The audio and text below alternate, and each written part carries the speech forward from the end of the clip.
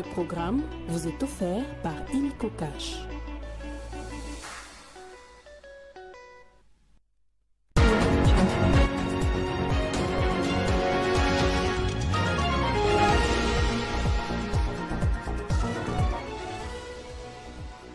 À la une de l'actualité pour sa première alternance, le Botswana a eu besoin de l'expertise congolaise. Techniquement, la CENI a délégué sa questeur adjointe dans la mission d'observation électorale. Détail dans ce journal. Révision constitutionnelle, la question divise. Si la tension monte chez les autres, chez les uns, les autres restent favorables à la démarche du pouvoir en place. Une campagne nationale en faveur du changement de la constitution a été lancée samedi à Lubumbashi. À suivre tout à l'heure. Présidentielle aux USA, à 2 jours du scrutin, les deux candidats poursuivent leur campagne et le résultat de l'élection présidentielle s'annonce très serré. Bonsoir à tous et merci de nous suivre sur Télé 50. Le Sénat a mis en place les différentes commissions permanentes et la sénatrice Madeleine Nikomba a été désignée comme présidente de la commission aménagement du territoire de la Chambre haute du Parlement. Et à ce titre, la dynamique des leaders politiques et communautaires de la Grande Orientale remercie le président du Sénat, Jean-Michel Samalukonde, et les membres du bureau du Sénat, ainsi que l'ensemble des sénateurs pour l'équilibre géopolitique dans leur choix. Nous saluons effectivement la désignation de l'honorable sénatrice Madeleine Nikomba comme présidente de la commission aménagement du Sénat, parce que comme vous le savez, nous étions représentés par le concours de chef de l'État au niveau du bureau de l'Assemblée nationale par l'honorable questeur adjointe, Madame Néma Grasse, mais il se posait un problème au niveau du Sénat parce que la Grande Orientale n'était pas représentée. Mais maintenant que nous avons pu obtenir une commission permanente, nous saluons cela et c'est l'occasion pour nous de remercier l'honorable président Samalukonde, les membres du bureau ainsi que l'ensemble des honorables sénateurs pour la sagesse qu'ils ont exprimée en respectant les équilibres de toutes les provinces. Sur recommandation du président de la CENI, Denis Kadima, sa questeur adjointe Sylvie Birembano Baloumé a effectué une mission officielle à Gaborone, capitale botswanaise, pour participer à une mission d'observation des CFE SADC sur les 7 axes établis par 7 organes d'observation sous-régional. Elle a conduit au nom de la CENI RDC 2 à Laboche et Goudap Matete. La République du Botswana a un nouveau président depuis ce 1er novembre, Doma Gideon Boko. Et pour cette alternance en douceur, ce pays d'Afrique australe a eu besoin de l'expertise congolaise. La questeur adjointe de la Commission nationale électorale et indépendante, Sylvie Birembano Baloumé, a effectué une mission officielle à Gaborone, capitale botswanaise, pour participer à une mission d'observation du Forum des commissions électorales des pays de la SADC. C'est un choix du président de la CENI, Denis Kadima lui-même, qui est un promoteur de la représentativité des femmes et combattant du respect des droits de celles-ci dans la société. En compagnie de quelques pairs africains, la questeur adjointe de la CENI, Sylvie Birembano Baloumé, a entre autres évalué l'état des préparations des l'IEC du Botswana à l'organisation d'élections, observé l'environnement préélectoral ainsi que le déroulement du scrutin lui-même, avant de finalement évaluer le processus électoral et formuler des recommandations susceptibles de contribuer à l'amélioration de la gestion des élections au Botswana. Le jour du scrutin, la mission a déployé des observateurs qui ont visité 115 bureaux de vote situés dans les 16 circonscriptions du Botswana. Comme vous le voyez sur ces images, la dame de fer de la CENI, Sylvie Birembano Baloumé, était elle-même également sur terrain pour constater le bon déroulement de toutes les opérations. Sur les 7 axes établis par la mission d'observation, 2 ont été confiés à la RDC et c'est Sylvie Birembano Baloumé en tant que team leader qui a conduit les équipes à Lobache et à Good Hope Matete. Au terme du processus, le Forum des commissions électorales des pays de la SADC a formulé quelques recommandations réitérant principalement celles déjà évoquées en 2019, hormis les défis logistiques rencontrés par l'IEC Botswana au cours de la période préélectorale, en particulier lors du vote anticipé le jour du scrutin et de la période post-électorale immédiate au 31 octobre 2024. Le scrutin s'est déroulé de manière pacifique et transparente. Ainsi, le Forum des commissions électorales des pays de la SADC, dans lequel la CENI-RDC a été représentée par sa questeur adjointe, Sylvie Birembano Baloumé, a félicité l'IEC du Botswana pour ses efforts considérables dans l'organisation des élections générales de 2024, malgré la nomination des nouveaux commissaires à peine en septembre 2024. Le secrétaire exécutif de la cellule nationale de renseignement financier Sénaref a pris part à la plénière du groupe d'action financière GAFI qui s'est déroulée à Paris. Occasion pour les GAFI de faire le constat sur les avancées de la République démocratique du Congo en matière de lutte contre les blanchiments des capitaux et les financements du terrorisme. Cette plénière était une opportunité pour le GAFI, le groupe d'action financière internationale, de faire le constat des avancées de la République démocratique du Congo. Le GAFI, cet organisme mondial de lutte contre le blanchiment de capitaux et les financements du terrorisme, a réitéré son appréciation de l'engagement ferme des autorités congolaises à achever son plan d'action convenu dans les délais impartis. Le secrétaire exécutif de la cellule nationale de renseignement financier, Adler Kissula Bitikayeye, qui conduisait la délégation congolaise, est revenu sur les progrès réalisés par le gouvernement congolais et sa détermination à respecter le plan d'action en vue de quitter la liste grise du GAFI. Par ces efforts, le gouvernement congolais entend quitter cette liste de juridictions sous surveillance renforcée. Dans le même registre et de l'autre bout de l'Atlantique, le ministre des Finances, Doudou Fwamba, a devant les membres du département du Trésor américain souligné l'engagement du gouvernement congolais à lutter contre le blanchiment des capitaux dans les luttes de promouvoir le développement socio-économique du pays. Toutes les batteries sont en marche pour que le pays sorte de cette liste en 2025, à l'instar du Sénégal qui vient d'être retiré de cette liste grise de cet organisme. À Paris comme à Washington, les partenaires ont renouvelé leur intention d'accompagner la RDC dans ses efforts de lutte contre le blanchiment des capitaux et le financement du terrorisme. La ministre de la Jeunesse et Éveil patriotique, Noéla Ayeganagato Nakupone, accompagnée du vice-ministre de la Défense, Sami Adoubango, vont lancer une campagne d'éveil patriotique ce lundi à Bunia, chef-lieu de la province de l'Ituri. Il s'agit d'un événement placé sous le haut patronage de la chef du gouvernement, Judith Souminoa Tuluka elle-même. Objectif, rallumer la flamme, l'amour de la patrie pour ceux qui résistent et faire entrer dans les rangs les jeunes qui ont été détournés du bon chemin. C'est à bord d'un régulier de CAA que la ministre de la Jeunesse et Éveil patriotique est arrivée en escale à Goma ce dimanche. Pour cette deuxième descente sur place en moins de 2 mois, Noéla Ayeganagato Nakupone a été accueillie au pied de l'avion par la ministre provinciale de la Jeunesse, Adèle Bazizane, et son directeur provincial, Guy Kibira. Escale parce que dans les prochaines heures, la ministre de la Jeunesse et Éveil patriotique, accompagnée de son collègue, vice-ministre de la Défense, Sami Adoubango, vont participer sous le haut patronage de la première ministre, Judith Souminoa Tuluka, au lancement d'une campagne d'éveil patriotique à Bunia, dans la province de l'Ituri, placée sous état de siège à cause d'un problème constant de sécurité caractérisé entre autres par des guerres fratricides entre communautés.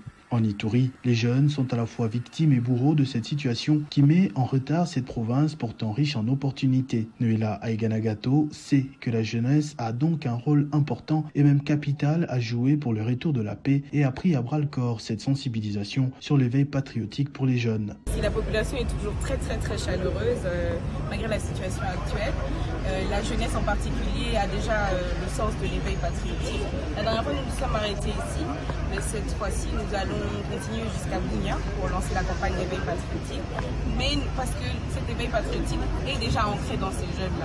Et comme il y a des sensibilisations qui vont à l'encontre de cet éveil patriotique, nous allons justement pour les sensibiliser et éveiller cet éveil qu'il y a en eux. Et puis ensuite, certainement, nous lançons à Bunia et nous allons voir comment nous allons revenir aussi pour la lancer ici à Goma. Quelques présidents des structures des jeunes et un groupe d'animateurs culturels ont tenu à rendre cet accueil chaleureux parce que déjà habitués de la présence de la ministre de la Jeunesse et Éveil patriotique, parmi eux Chopo, Kasai, Okatanga, Nord Kivu et avec l'Ituri ce lundi, Noéla Ayeganagato a déjà fait le tour du quart des provinces du pays en plus ou moins 100 jours à la rencontre des jeunes et de son administration pour des solutions pérennes.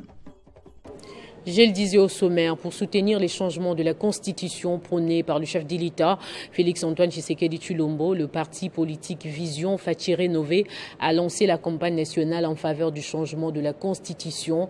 C'était au cours d'une matinée politique animée par le président national Kali Mbouyi au siège provincial du Haut-Katanga à Lubumbashi. Le siège provincial du parti politique Vision Fachi Rénové a connu une ambiance exceptionnelle ce samedi 2 novembre 2024. Sur invitation de leur président national Kalim Bouyi, des milliers de cadres et militants de la VFR au Katanga se sont donné rendez-vous ici pour exprimer leur total soutien à l'initiative de changement de la constitution portée par le chef de l'État Félix Antoine Tshisekedi Tshilombo. Au nombre des invités à cette grandiose manifestation qui inaugure la campagne de sensibilisation des masses dans le Haut-Katanga figurent les cadres de l'UDPS, parti présidentiel. En présence de l'honorable Michel Kabouamwamba, président fédéral de l'UDPS, Lubumbashi 3, Kalim Bouyi a réitéré ce qu'il qualifie de volonté du peuple congolais de voir changer cette constitution qui offre beaucoup d'avantages aux étrangers connationaux, mettant en danger l'intégrité territoriale de la République démocratique du Congo, dit-il.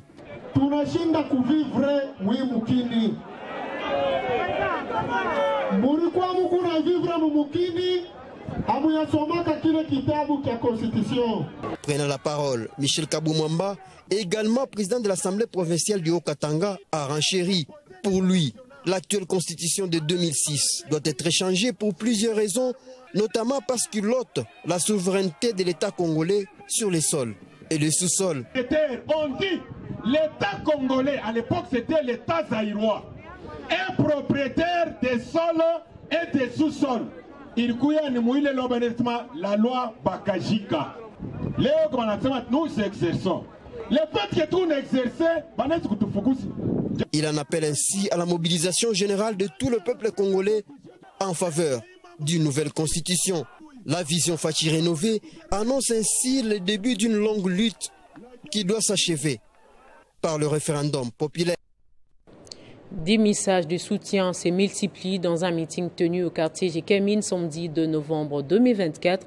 Le député Fabien Moutombe a soutenu la révision de la Constitution telle qu'est prônée par le chef de l'État Félix Antoine Tshisekedi Tshilombo lors de son récent séjour à Kisangani. Pour ce haut cadre de l'Union pour la démocratie et les progrès sociaux Tshisekedi, la Constitution actuelle ne répond pas aux vraies aspirations du peuple congolais. Reportage de Jean-Marc Nkoulou et Hassani Vinalo. Devant les militants de l'UDPS Tshisekedi de la très célèbre base Machipicha, l'honorable Fabien Moutombe est venu prêcher l'initiative de la révision constitutionnelle prônée par le chef de l'État Félix Antoine Tshisekedi Tshilombo et solliciter l'adhésion des cadres et militants de cette partie de la ville de Lubumbashi. C'est au cadre du parti présidentiel inaugure ainsi la campagne de sensibilisation de combattantes et combattants de l'UDPS à répondre à l'appel de Kisangani lancé par le chef de l'État Félix Tshisekedi le 23 octobre dernier en faveur d'une constitution répondant désormais aux vraies aspirations du peuple congolais dans les différents secteurs de la vie nationale. Nous avons constaté que devant nous, il y a un président de la République, Antoine Félix Tshisekedi, un visionnaire, le premier qui a doigté le Rwanda, que le Rwanda était notre agresseur, que c'était même la cause de notre problème. Et pourtant, si vous suivez très bien, l'actuelle constitution, c'est les résultats, les cogitations des belligérants. Et lorsque vous êtes en guerre, n'est-ce pas, et que vous signez des documents, celui qui est dans une position de force, c'est lui qui va l'emporter. C'est ce qui est arrivé. Et nous estimons, comme le magistrat suprême, il a vite détecté les dangers et nous suivons le pas. Fabien Moutombe en appelle à la mobilisation totale de toutes les structures de l'UDPS et de l'Union sacrée de la nation à travers le pays afin de permettre au chef de l'État, Félix Tshisekedi, d'obtenir la révision de la Constitution, ce, après la mise en place d'une commission nationale dédiée à cette fin. Le procès très attendu sur les présumés détournements de fonds alloués à la construction des forages débute lundi 4 novembre devant la Cour de cassation à la prison centrale de Makala, Kinshasa. D'après un extrait de rôle de cette instance judiciaire, c'est depuis plusieurs mois que François Roubaud est en liberté provisoire et Mike Kassenga en détention préventive à la prison centrale de Makala. Ils vont devoir faire face au juge le lundi. Seulement au sein de l'opinion, la tête des Nicolas Kazadi principal metteur en scène selon l'OEDEP est réclamé alors qu'il hume encore l'air frais de la liberté provisoire, de la liberté justement, récit de Nathan Diamouité.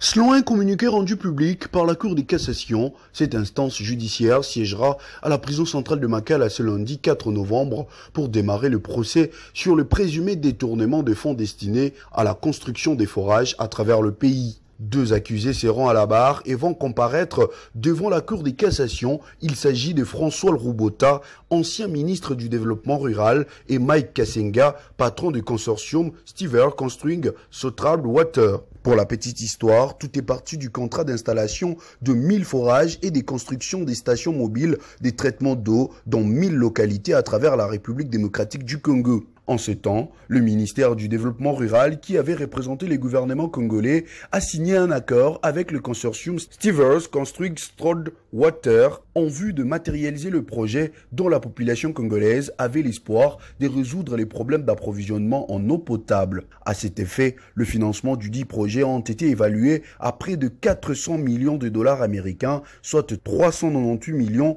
982 383 dollars américains. De leur côté, 2 ans après, l'Observatoire de la dépense publique ODEP et la Ligue congolaise de lutte contre la corruption, à travers la publication d'un rapport conjoint, avaient relevé un possible détournement de fonds tout en dénonçant la surfacturation du marché public. Ainsi, les 2 organisations de la société civile avaient proposé l'installation d'un comité de suivi pour éclairer la lanterne quant à ces projets. Alors, encore ministre des Finances, Nicolas Kazadi, dans un document officiel, avait affirmé avoir obtenu la révision à la baisse du prix unitaire d'un forage qu'il estimait très élevé. Une information judiciaire a été donc ouverte par le parquet général près la Cour des cassations à charge de ministre des Finances Nicolas Kazadi et du Développement rural François Roubota, mais aussi des Guy Mikulu, dans le but d'empêcher que les 3 personnes accusées des détournements présumés des deniers publics n'aient pu se soustraire des poursuites judiciaires engagées contre elles. Le procureur général Firmin Vondé a enjoint, depuis le 27 avril dernier,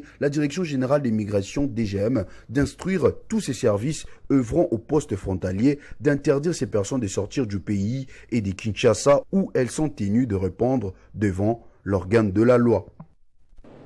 Dans l'actualité également, au moins 900 maisons sont envahies par les eaux du lac Albert dans les différents camps de pêche dans les territoires de Djougou. Cette situation est la conséquence de l'inondation du lac Albert qui a laissé plusieurs familles sans abri.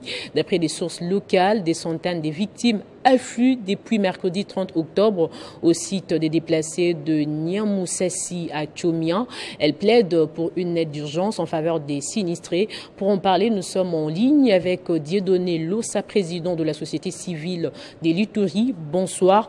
Dites-nous comment réagissez-vous face à cette catastrophe qui a laissé plusieurs familles sans abri? Effectivement, il y a une inondation de lac Albert.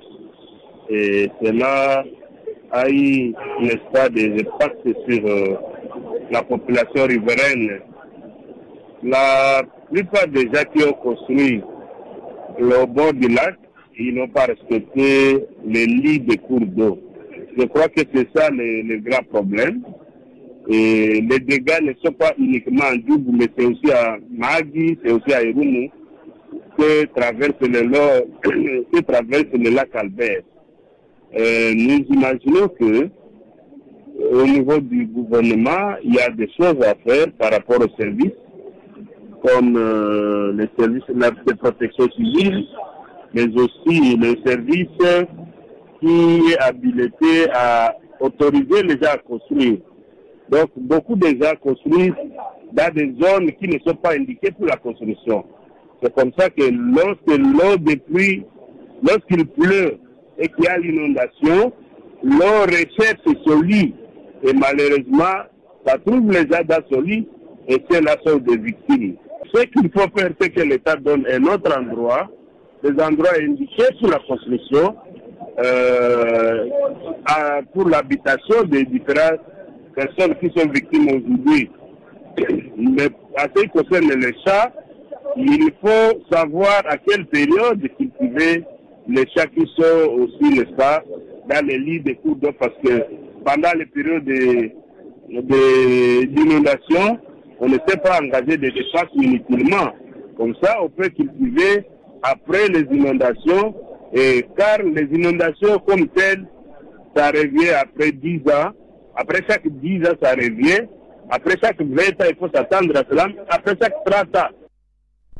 Merci, Monsieur Dieudonné Lossa, d'avoir répondu à notre invitation. Je rappelle que vous êtes président de la société civile des Litouris. À partir du 4 novembre 2024 débute l'appel à candidature pour les COPA transformés, initiative du gouvernement de la République démocratique du Congo en partenariat avec la Banque mondiale. COPA transformés vise particulièrement l'autonomisation des femmes entrepreneurs et la mise à niveau des PME pour la transformation économique et l'emploi. Messieurs Alexis Mangala, coordonnateur du projet Transformé, nous en dit plus à ces sujets dans cette adresse. J'ai le plaisir ce jour de vous annoncer que vous pouvez déposer vos candidatures sur la plateforme copa.transform.cd et ce à partir de ce lundi 4 novembre jusqu'au 31 décembre 2024. Cette opération concerne dans un premier temps les PME matures dont l'âge d'obtention du registre de commerce et de crédit immobilier est d'au moins 3 ans. Elle concerne également les PME opérant dans les secteurs de l'agrotransformation, de l'industrie légère et des services. Les PME concernées sont celles évoluant dans les villes du projet, à savoir Bunia, Bukavu, Goma, Kananga, Mbuji-Mayi, Kinshasa et toutes les villes du corridor du Congo central, allant de Kasangulu jusqu'à Mwanda. Une attention particulière sera accordée aux PME appartenant aux femmes et aux PME qui sont dans la résilience climatique. Vous devez retenir que cette opération est totalement gratuite. Vous avez l'obligation de dénoncer toute personne qui vous promet la subvention contre une faveur. Pour toutes les autres informations, vous pouvez consulter la plateforme digitale copa.transform.cd et sur nos réseaux sociaux. Direction aux États-Unis avant de finir pour parler de la dernière ligne droite pour Kamala Harris et Donald Trump. La démocrate Kamala Harris et le républicain Donald Trump ont tenu leur dernier meeting des campagnes dans l'État des Carolines du Nord avant l'élection présidentielle de mardi.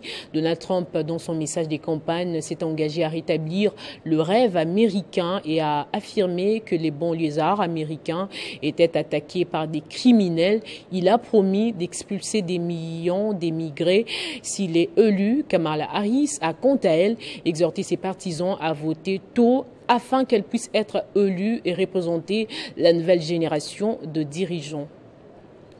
C'est la dernière ligne droite pour l'élection présidentielle aux États-Unis qui s'annonce déjà mal pour la vice-présidente démocrate qui se voit déjà évincée par les candidats républicains et anciens présidents dans plusieurs États selon les résultats préliminaires où environ 70 millions d'Américains ont déjà voté. Cherchant à s'arracher des dizaines de milliers de votants en Pennsylvanie, au Michigan ou en Arizona qui déterminent les clés de l'élection, Kamala Harris et Donald Trump sont en pleine escalade verbale. Donald Trump espère à travers cette campagne réaliser son rêve de retourner à la Maison-Blanche pour promouvoir sa politique de l'Amérique d'abord.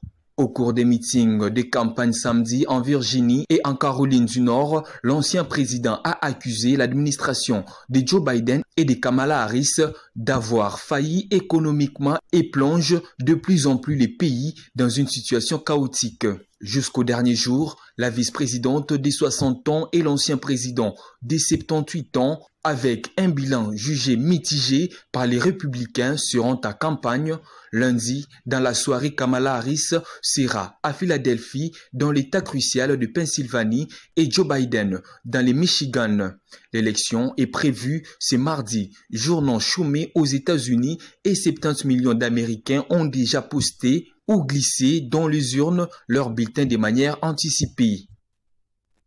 Place au rappel des titres à présent. Pour sa première alternance, le Botswana a eu besoin de l'expertise congolaise.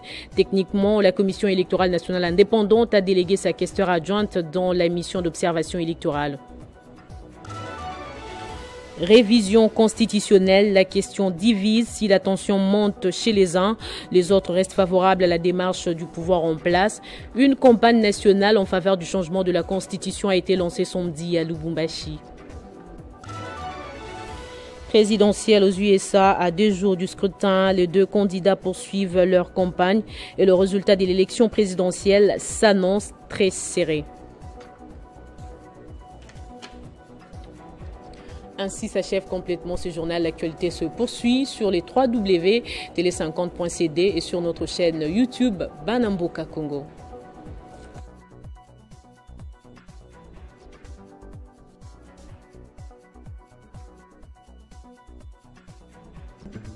Retrouvez toute l'actualité en continu sur www.tele50.cd. Ce programme vous a été offert par Illico Cash.